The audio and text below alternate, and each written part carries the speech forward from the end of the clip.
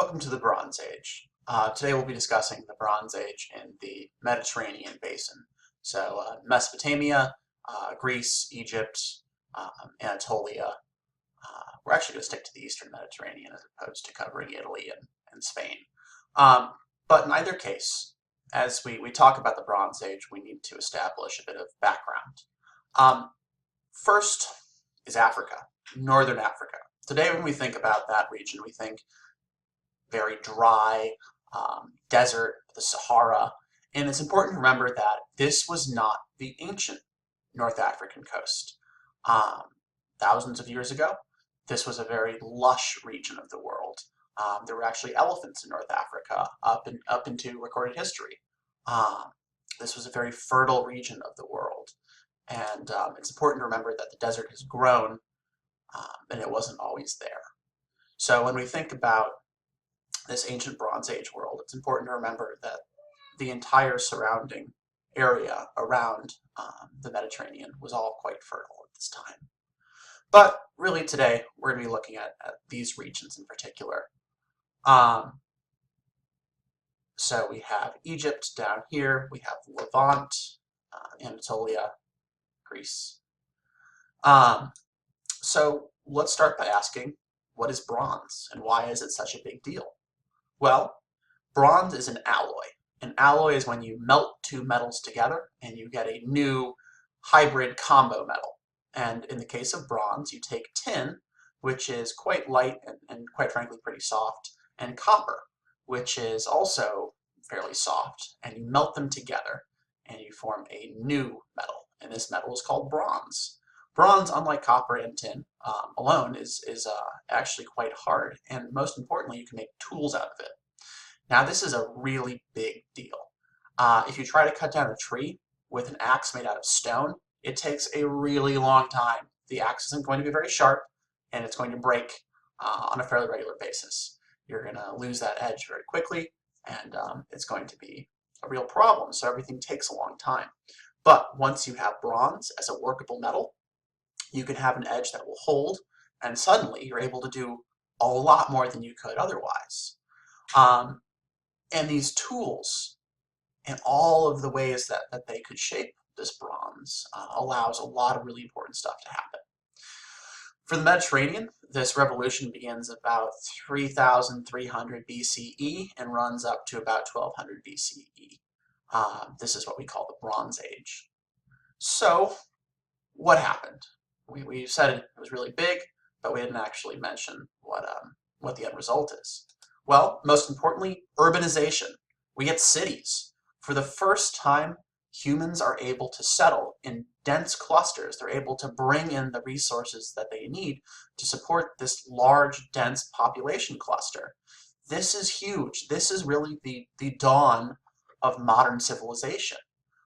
Cities like eventually we'll get to Babylon, but those very famous Mesopotamian cities, the dawn of civilization starts with this Bronze Age.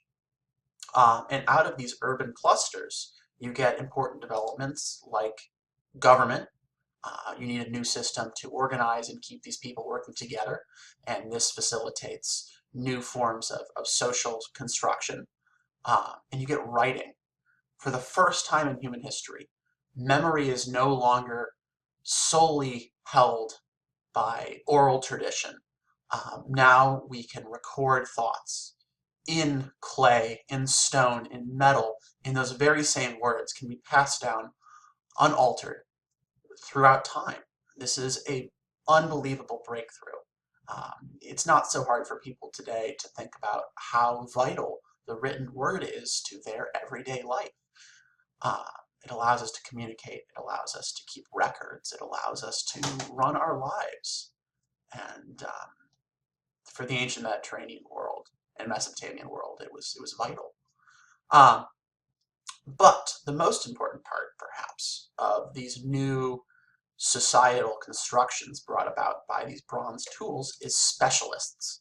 Now, I don't have to be a farmer and a workman and a craftsman and an animal trainer and all the other things. I can be just one. I can make bronze and only make bronze. I can be the best bronze maker in the whole world and I won't starve. I can trade my bronze tools for food. I am able to focus and get really good at that one thing. And that's really important because it frees people from having to do everything. It allows them to be the best at one thing. And these cities bring those experts together, and everyone wins. Everyone has better pots, everyone has better tools, everyone has better food. Well, not everyone has better food, but many of those craftsmen live a much higher level of subsistence than they would have otherwise. And this is huge. Today, we still live by this model. I mean, I think it's pretty reasonable to guess that most people who hear this aren't, in fact, involved in raising their own food. Um, they don't raise all their own food. They might have a garden out back, but they're not subsistence farmers. Um, and that's a legacy of this Bronze Age development.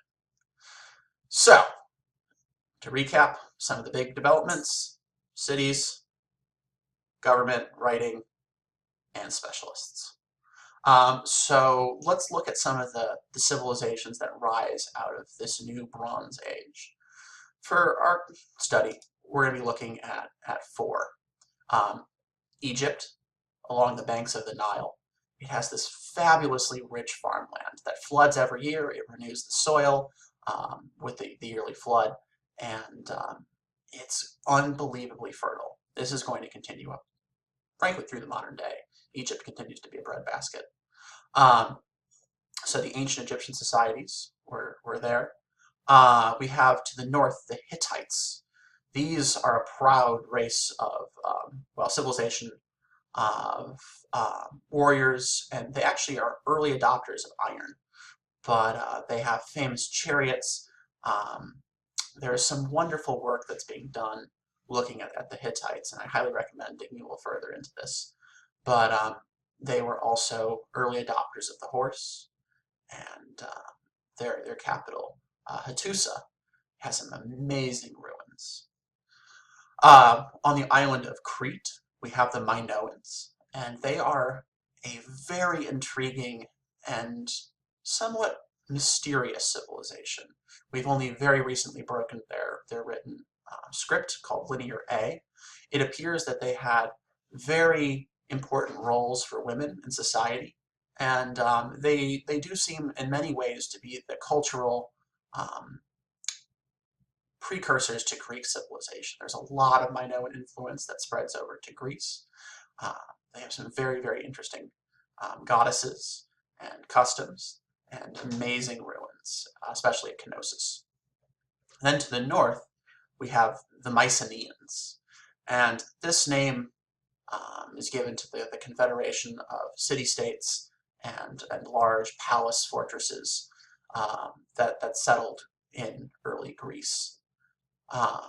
They will eventually conquer the Minoans, and we know at least they went on to sack Troy, but they end up disappearing at the end of the Bronze Age around 1200 BCE. We'll talk about that a bit later. But this is sort of the cultural background and the first group of civilizations that appear in this ancient Eastern Mediterranean world.